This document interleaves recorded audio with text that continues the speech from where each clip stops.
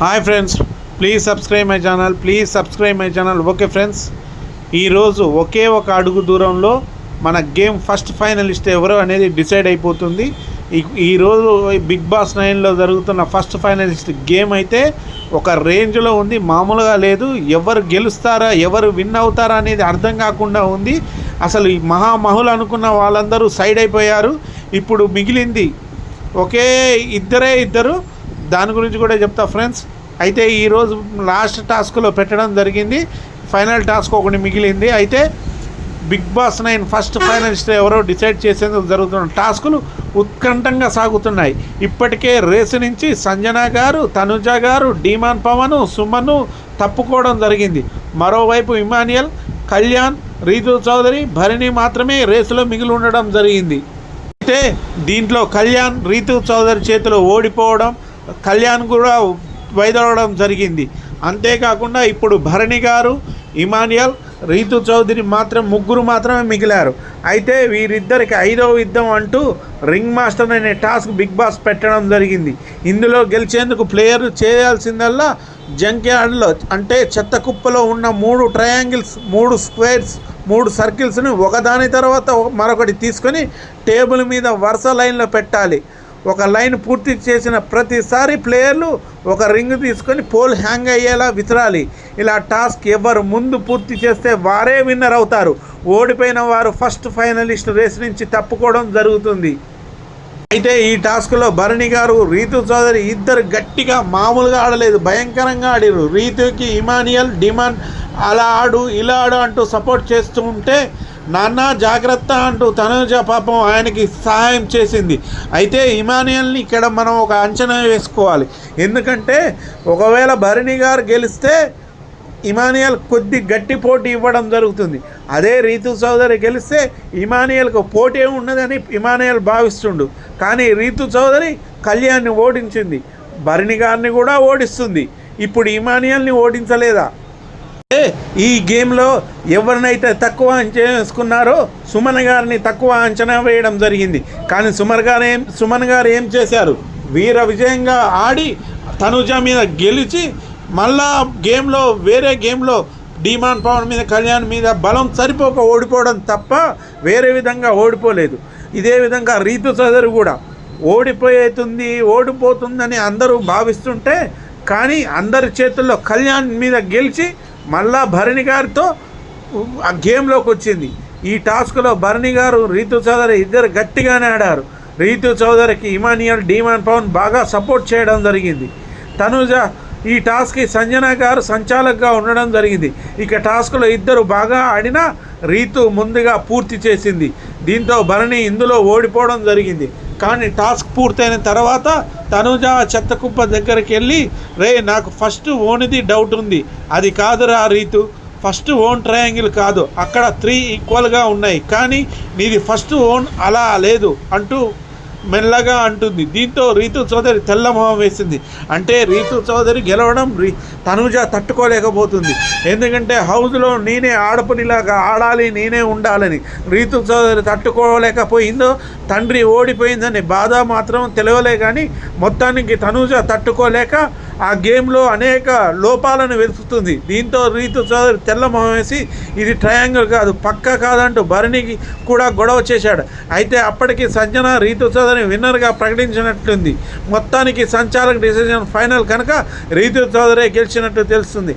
అయితే తనుజ చెప్పినట్లు రీతు చౌదరి తీసిన ట్రయాంగిల్ కరెక్ట్గా లేదు, కానీ అక్కడ మరో ట్రయాంగిల్ ఉందా లేక అదే ఉందా అనేది మనం ఈరోజు చూద్దాం. మరోవైపు ఈ టాస్క్లో గెలవడంతో రీతు చౌదరి ఫస్ట్ ఫైనలిస్ట్గా ఎవరినో నిర్ణయించి ఆఖరి టాస్క్ ఆడాల్సి ఉంటుంది. అందులో ఇమానియల్, కళ్యాణ్, రీతు ముగ్గురి పడబోతున్నారు. ముందులో ఎవరు గెలిచినా ఫస్ట్ ఫైనలిస్ట్ అవుతారో చూడాలి.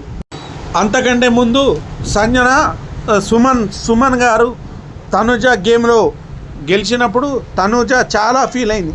ఎందుకంటే సుమన్ అంత గట్టిగా ఆడి పోటీ ఇచ్చి గెలిచిండు. కానీ ఆమె ఓడిపోయినప్పుడు మిగతా వాళ్ళలాగా పాపం లూజుగా తీసుకోలే. ఎందుకంటే తనుజ నేను ఓడిపోయా, ఇక్కడికి ఎందుకు వచ్చింది, నేను గెలవడానికే కదా వచ్చింది, ప్రతి గేము గెలవాలని అంటే కుదరదు కదా. ఇప్పుడు సుమన్ కూడా ఖచ్చితంగా గెలవాలి కదా మ్యాచ్. కొన్ని ఎందుకంటే గట్టి పోటీ ఇవ్వాలి. సుమన్ అదే చేసిండు.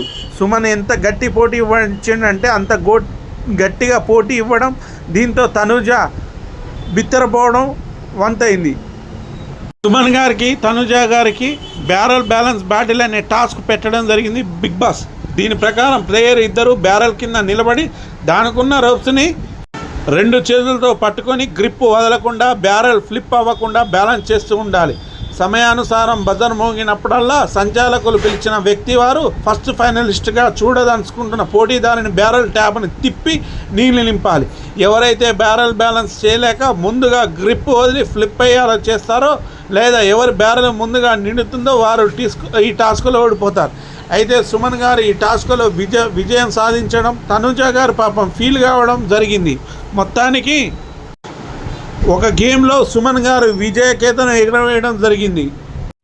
సాధారణంగా ప్రతి సీజన్ ఆట మొదలైన తర్వాత హైప్ వస్తుంటుంది, కానీ ఈ సీజన్ మాత్రం ఆట ఆరంభానికి ముందే హైప్ తీసుకురావడం జరిగింది బిగ్ బాస్. అగ్ని పరీక్ష అంటూ కామనర్స్ ద్వారా ఆట మొదలుపెట్టింది.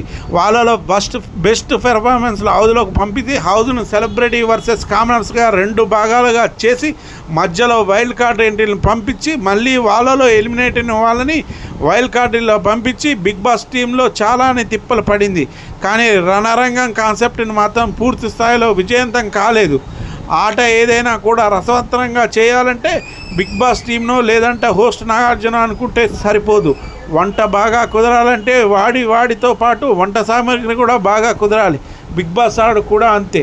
ఆట బాగా రావాలన్నా, సీజన్ హిట్ అవ్వాలన్నా ఆడగాళ్ళకు కూడా కీలకం. అయితే ఈ సీజన్లో కామనర్స్ వర్సెస్ సెలబ్రిటీల మధ్య ఆట రసవత్తరంగా ఉంటుంది అనుకుంటే కామనర్స్గా వెళ్ళిన వాళ్ళు మొదట్లో ఊపారు, కానీ ఆ తర్వాత పాపం ఎలిమినేట్ అయ్యి బయటికి వెళ్ళడం జరిగింది.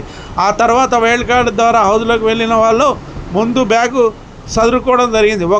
ఒక్కరు కూడా కనీసం 12వ వారం వరకు కూడా ఉండలేకపోయారు. అయితే 13వ వారం చేరుకునే లోపు హౌజ్లో 8 మంది సభ్యులు మాత్రమే మిగిలారు. వాళ్ళు ఎవరున్నారో చూద్దాం. సంజన గారు, సుమన్ శెట్టి గారు, డీమాన్ పవన్ గారు, భరణి గారు, రీతు చౌదరి గారు, ఇమానియల్ గారు, తనుజ గారు, కళ్యాణ్ గారు. అయితే భరణి గారు కూడా ముందు ఆయన ఎలిమినేట్ కావడం జరిగింది.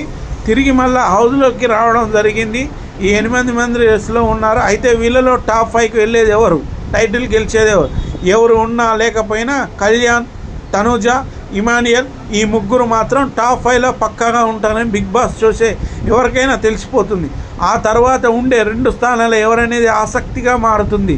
కళ్యాణ్, తనుజ, ఇమానియల్ పక్కన పెడితే సుమన్ శెట్టి, సంజన, డీమాన్ పవన్, భరణి, రీతు చౌదరి ఈ 5గురు మిగలడం జరిగింది. వీళ్ళలో సంజన, సుమన్ శెట్టిలు వచ్చే 2 వారాల్లో ఎలిమినేట్ అయ్యే అవకాశం చాలా ఉంది. అయితే సుమన్ శెట్టి ఈ వారం లీస్ట్ ఓటింగ్లో ఉన్నాడు కాబట్టి అతను ఈ వారమే ఎలిమినేట్ అయినా ఆశ్చర్యపోవాల్సిన అవసరం లేదు. కానీ ఇక్కడ ట్విస్ట్ ఏంటంటే ఉన్నది 2 వారాలే, కానీ హౌస్లో 8 మంది మాత్రమే ఉన్నారు. టాప్ 5లో 5గురిని మాత్రం ఉంచాలనుకుంటే ఖచ్చితంగా ఈ వారం లేదంటే వచ్చే వారం డబుల్ ఎలిమినేషన్ మస్ట్. కానీ గతంలో టాప్ 6 కూడా ఉండేవారు.